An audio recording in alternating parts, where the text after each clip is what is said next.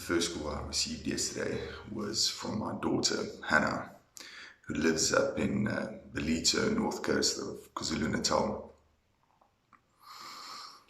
We haven't spoken to each other for a while, and we went through the normal questions. How are you doing? What's going on? How's the weather? How are the brothers and the sisters doing? And we got to the topic that everyone is talking about, which is COVID-19 and the lockdown. Now, being a teenager, a dad wonders and worries about what his daughter will be doing the whole day. Is it playing on your phone and Instagramming and I don't know, whatever else it might be? Or are you keeping productive in a way that is conducive to development? So I asked, well, how are you keeping yourself busy? And she said, well, every day what I do is I've got a to-do list. And she showed me the list in a diary. And at the top of the list, it said, get dressed. I laughed and I said, well, what do you mean the first action of your day that you write down is getting dressed? Because surely your to-do list should be a list that talks about the bigger things that you would like to conquer almost in the day. It's the real big achievements. It's the, once I've killed that, my life will be better. My work day will be better. I'll feel a sense of great achievement. And she said, no, Dad, you don't understand. See, when I start with something that is really basic, if I start with something that probably a lot of people disregard as important, yet basic, yet easy to do, and I get to tick that off, it allows me to move on to the next step. And it is just that moving on to the next step and ticking off the first step that says to me that I have now achieved something. So in other words, what she's trying to tell me is that the first step of her day, like maybe in a lot of our cases, making up our beds or having breakfast, is maybe the least important in terms of, I don't know, bigger worldly things.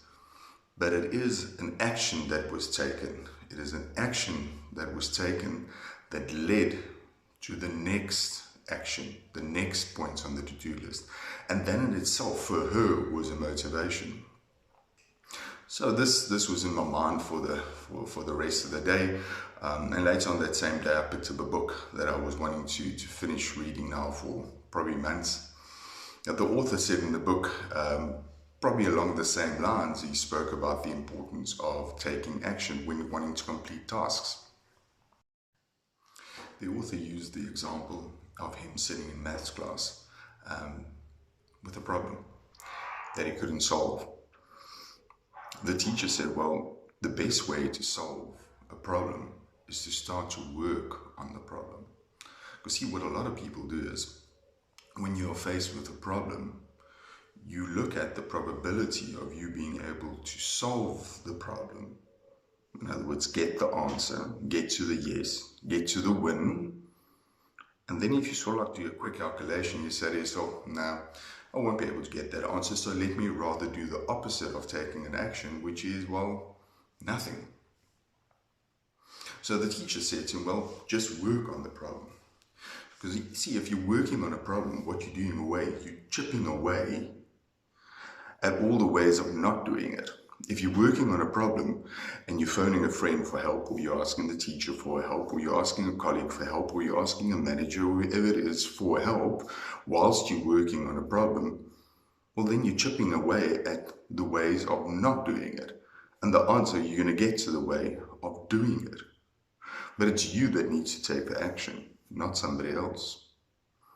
The interesting thing about taking an action is that once you've taken action, you've chipped away at the problem.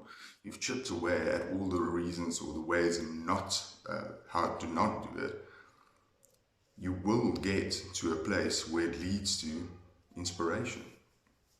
Because see, now you have gotten up, now you have taken action, now you have tried, now you have spoken to colleagues, now you have spoken to friends. Those are all yeses, those are all positive parts that you've done. that might inspire you to do more. It might even lead to motivation. It might even lead to you now saying, so I've taken the action, I've worked on the problem, I haven't solved it yet. I haven't solved it yet, because that's not the point of this one. It's inspired me to do more. It's actually motivated me to keep on working on the problem. My question to you today is, are you working on the problems, or are you saying, it's lockdown, I'm not going to do anything, I'm not going to get anything right, because people are not going to want to talk to me during this time. Oh, the weather is really bad, it's probably best that I stay in bed, watch some TV, play around on my phone. I'm rather going to do that because those are the easy things, because I know what the result's going to be. If I put on the movie, I'm probably going to finish watching the movie. But that's not how we're going to get through this. We're not going to get through this at the end of each day saying, well, what I just did today was watching a movie. We're going to get through this. We're going to move forward. We're going to prepare ourselves for the time after lockdown by taking a lot of actions now. Part of those actions could be studying. It could be picking up that book that you've been wanting to pick up for a long time and just starting to read. Because here again, what that is doing is that it's getting you out of the mode of not doing anything and getting you into the mode of doing something.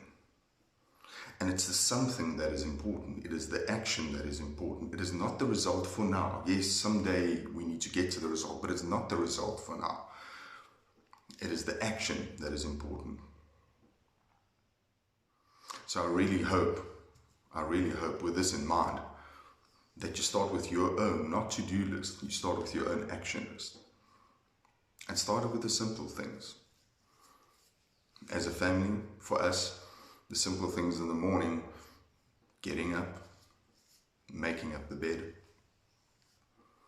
taking a shower maybe, getting the kids dressed, getting dressed ourselves, moving on with the day. It's the simple things that gives you a sense of accomplishment, but you have to do it. You have to take the action. I trust that it is something that you can think about.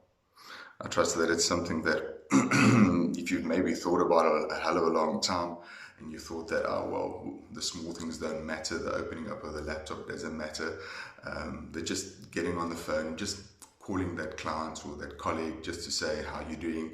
If you thought that didn't matter, that does matter. On a psychological level, it matters. On an emotional level, it matters. And you'll see it's going to make a difference. So just take action.